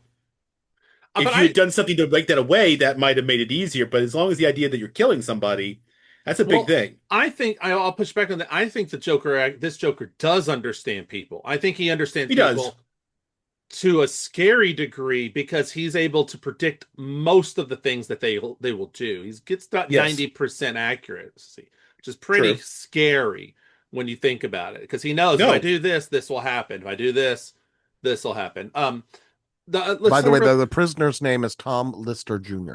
Thank you. The actor. Yeah. That's what I was thinking. Yeah. Okay. Let's talk real quick about Heath's passing. We'll never know 100% what the next movie was going to be, but my understanding was that the movie was actually going to be Harvey surviving and Joker surviving, and it would have been them like grappling with the consequences of everything that had happened. Was that? I kind of like where it went instead, to be honestly, but that's me. Well, what I would have liked to have seen is them trying to like rehabilitate Harvey. Like in the storyline where they give him back his face, but he still doesn't see the face. He has to re-scar himself. I think he could have gone that route. Still let Bane come in, but let Bane use the Joker as another chaos agent. To like, all right, well, I'm going to do this, and in my broken city, I would do this. I think they could have gone that right. We'll never know. I think you get to a point where you have essentially, in that way, you have a Joker as like a Hannibal Lecter sort of character in that movie. Yeah, someone who's referred to thinking you've reformed him, and then really no. Yeah, you're still being lied to and manipulated. Exactly. Two-Face. I think Aaron Eckhart is fantastic. I love the actor. I think he's a great actor. Thank You for Smoking. He's the most sympathetic. He's the most sympathetic Two-Face I think I've ever seen depiction. He's, to me, there's a rationale. He's the most comic book version of him. Like he fits the comic books. He's great as Harvey. He's great as Two-Face. You get why he does. Like when he starts to flip and he's like, "Oh, okay, I'm gonna do this." Flip. You're lucky you survive. Flip. Yeah. Too bad for him. Driver. What do you mean? Your driver did. Your driver. The stuff with like the family. Poor like, Maroni. It all fits so well for the character. He does such a great job. He looks the part. I like that they didn't go the path of, and I'm sure they would have gotten there in another movie if he would have survived, but I like that his suit still stayed the same. It's just the face. It's just the face. They didn't give him like a weird suit by the end. It was just there. Yeah, well, I mean, yes. And I also think that had they gone to a second movie, he might have. That's what I was going to say. I bet you he would have on this. Because I think in this one he was just so tied on vengeance. There was no time to become the villain so much as just do villainous things, right? My one, I guess maybe I could probably pick apart if I really had to, but one of my big notes to this that I caught immediately was, why is half of his face able to hold the muscle tension when the other half of his face is non-existent, right? Like our faces would kind of droop, would scale. Like part of what holds this side of my face together is this side of my face, right? Yes, they can. It's not to say they have to be symmetrical at all times. Obviously, strokes can prove that wrong. But like his one side of his face is like perfect. And I don't just mean scarring. I mean like perfectly chiseled and all that stuff still. I have to think it's the way that the melted skin melted and fused with the muscles. And it kept the tightness. That's my assumption. I can buy it because it's a comic book movie. Yeah, I can buy it because it's a comic book movie. But at the end of the day, like especially around his lips and stuff, there's just no way. Well, but it with the way, well, they got the gaping hole too, and the way the eye is, there's nothing to protect the eye. But Exactly. I have to assume because Nolan bases everything in reality. I bet you Nolan did extensive research on burns and probably was like, okay, how do like would the burn what would happen I to think the he did a face? good job on the burn. It's the other side. I know, of but it. I'm saying I don't think wonder, he went that realistic for this. I mean, there is well, plenty of fantastical in both Nolan. movies so Well, far. that's one of the questions we want to ask you, Nolan, is did you do that? Like he's not perfect with Joker's scar either. If you actually notice, Joker's scar is a little bit off because it's like down and then over, and then the other one is a good smile. It's an off scar. So Well, and I think that's fine. I'm not worried about that, right? I know. I'm just saying that's a different choice, right? I get you, Than but what I was saying. I'm just saying. I bet you he did enough. For me, the bigger point the isn't that it's a perfect line down. There's that Why too. isn't there like some of it more of his nose is gone or something like that's for me more than anything else. But at the end of the day, he looks just like the comic book counterpart, and I love Two-Face, so works for me. It is a great Two-Face. I am sad that he died, but it makes sense. It does make sense. the A story. couple other things I just want to ask about or want to mention. Also, it fits with that line about himself. Yes. You either die a hero or you live long enough to be a villain. Yeah. Mm-hmm. So yeah. The when he gets Lao, I thought was fantastic. I love the you can't touch me. What a bet. Actually, they're like, yeah, you're right. I can't, or he can't, but Batman doesn't know. And it's a great foreshadow moment, actually, when Joker says it's allowed. He's like, Batman doesn't go by the rules. Like, you think your money's safe with him? No, your money's not safe. Squealer. And I love well, how are we going to do, what's the excuse? I'm going to rent out the ballet. Yeah. And then I'm going to get them. But when they said, oh, there's a thing, there's Skyhook, which was an actual thing. So if you're watching this, folks, you're like, oh, they made this up. There was an actual thing used until the 90s, by the way. All the way up through the 90s. Yeah. That he's. Do you want to know how many fatalities? I actually know this one. Do you want to know how many fatalities? No. Bet there are quite a few. One. Really? Only one. Okay. One fatality. That's an effective program. Happened. Yes, it was a very effective program. And a lot of people. That's why they kept using it to the 90s. And a lot of people thought that when you would do it, it would slingshot. That's what they were afraid of, is it would slingshot you over the plane when you get lifted up and launched into the air. Nope, didn't actually happen. No, as long as you maintain a certain momentum, that shouldn't happen, actually. Yep. Was the one fatality the first try? No, it was like in the middle of the run. And it was just a freak accident. It wasn't anything weird. It was just a weird freak accident that something happened to the line. That was it. Interesting. Anyway, fun Weird. random little fact. So the reason I know that is because there's an episode of Unbelievable with Dan Aykroyd, and they were talking about like military like things that you would think shouldn't work, and there was a whole segment on that. Then we also know that Loud dies, right? I'm pretty sure he's on top of the. Yeah, Joker puts him on top of the money Joker and then lights somebody on fire. Yeah, yeah. Loud. He goes up in his own fire. At the end, he killed all of them. He killed all those people. Yeah, I love when he went to that meeting. The meeting is fantastic. And then, like, you want to see a watch magic it disappear. Yeah. And it's so smooth and seamless. That's such a great intro to the madness of and of course, what does he do? Of him. No, that's the madness part when he's like, look what I got here. Look what I got. You guys think this you're through. right. You're right. And then you call me my card. You call me hard. Which I love that the card is just a Joker. The same card. Joker. I doubt it has any like actual information on it. Hey, they found the Joker. He's dead. All right, cool. Bring him in. Let's see. Yep, it's him. Should have popped a cap in his head right then. Well, he was like, not dead enough. It's not dead enough. We got Batman running around and Scarecrow. Fucker ain't dead. I love it at the beginning. I don't know. Never dead unless it's a shot to the head. Did you catch this at the beginning of the movie? Nolan is really smart, and they never let you see his hair color until the bus arrives. Yeah. You don't see the green. The first hint of green is when the bus comes because the sun hits it, and then you're like, oh, that's the clue to the audience. That it's. I mean, that the whole thing is that he has his back in shadow, and then they do the same. They do a similar thing with Harvey, where the way they shot the light with him, whether you see his Two-Face or not, in conversations, they did a really good job with that as well. Yeah, it's one of those things. There's a moment in the party sequence. Ledger does something. I think it was like a hair flip or something. And when he did it, I was like, "That's my 5-year-old." Like he's a spitting image. Oh Like God! Don't say it that. was so creepy how much of a spitting image he was. So then now all I want to be is like, you need to be this Joker for Halloween. Like I need to figure this out, and I would love to have him be this Joker. All right, I'm gonna write down another chapter in case he's gonna get killed by his own son. There we No, go. it'd be. Could you imagine if he does that Joker, and if I do Caesar Romero's Joker? That'd be a great thing at like a con. You gonna cut? You gonna shave down to just a stash? I'd have to. I'd have to be Caesar Romero's Joker to make it Yeah, I know work. you would have And to. you'd have to paint over it too, of course. Yeah, I'm fine with that, Eric. I have no problem. I will commit to the bit. All right, I will commit to the fucking bit.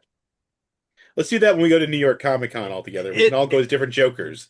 I'm claiming Jack Nicholson. It's the suit. That's the hardest part of all of it. Oh it's yeah, finding the fucking suits. You need to go thrifting. Yes. Or make your own, like he did. Or make your I'm just own. saying you could become a really good tailor. So there's one other little point I want to actually two little points I want to talk about, and then we're done with this. First off, I think it's incredibly heartbreaking. Harvey, yes, I'll marry you. No, like her final thoughts. Rachel as takes she's it way dying better. Was that he doesn't love her.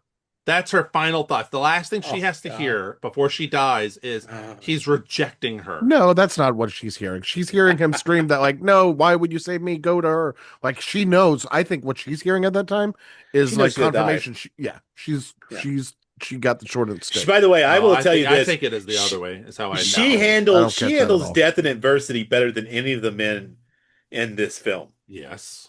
Also, yes. I just want to say another thing. I don't know how Gordon's wife has not divorced him already, and his kids they are all going to need therapy. Yes, yeah, but I think that in the comic books too.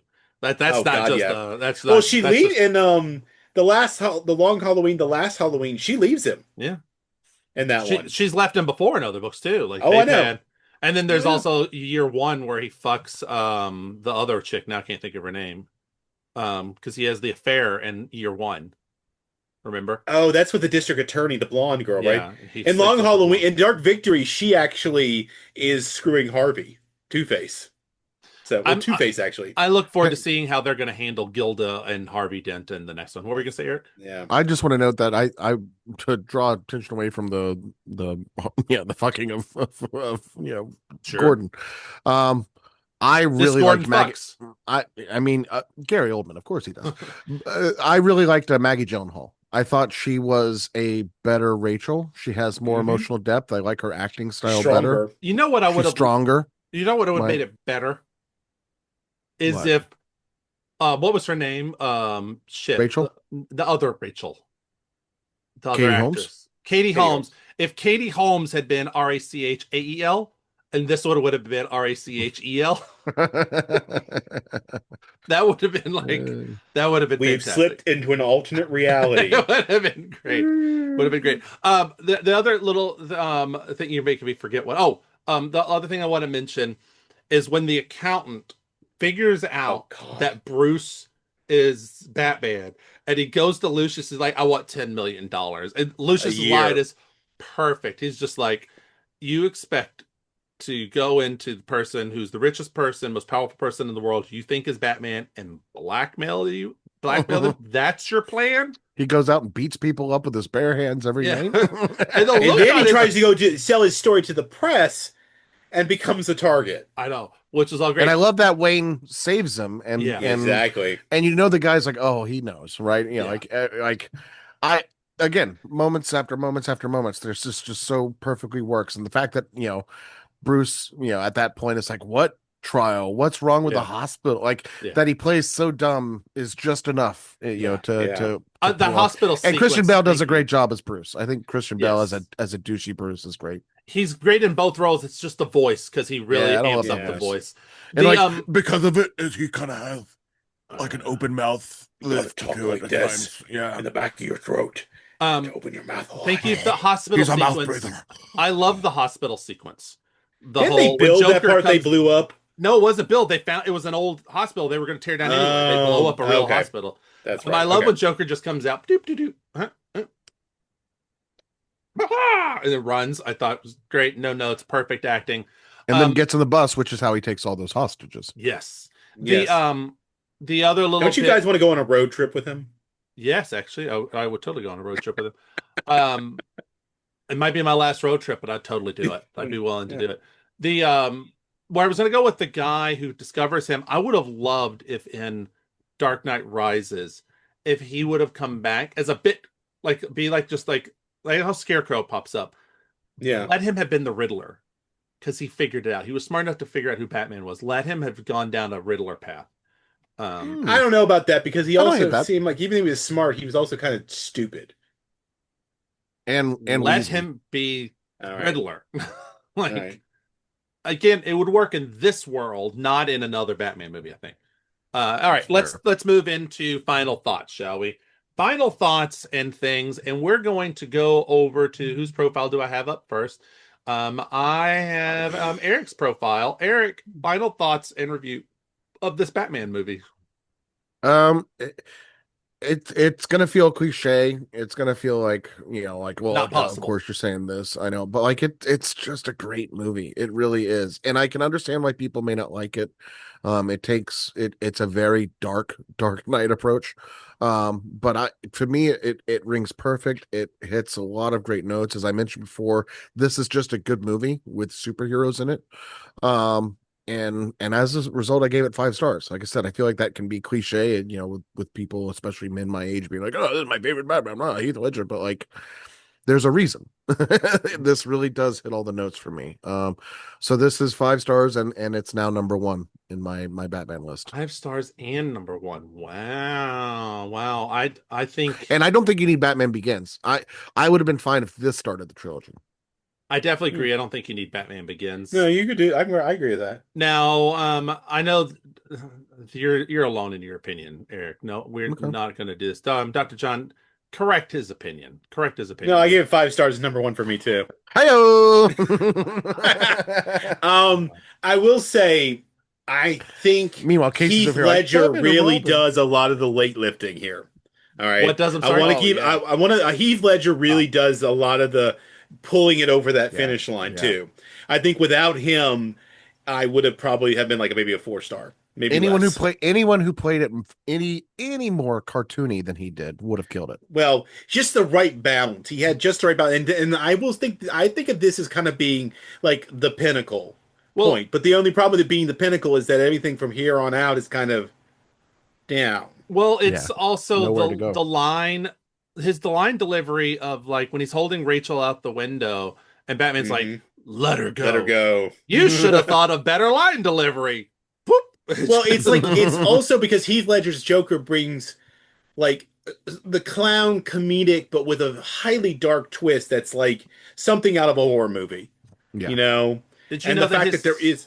his first role was a clown, and his last full role is a clown? Well, that'll be discussed in history classes, I'm sure. Yeah. What was his first film? I don't know the answer to that. I just know he was a clown and a clown. As I was So. looking up trivia things, that was one of the things I found was that he was a clown in his first thing. Okay. He was also incredibly shy. Well, you both are wrong. Let me give you the actual right opinion on this movie and the That's the right same as us. placement.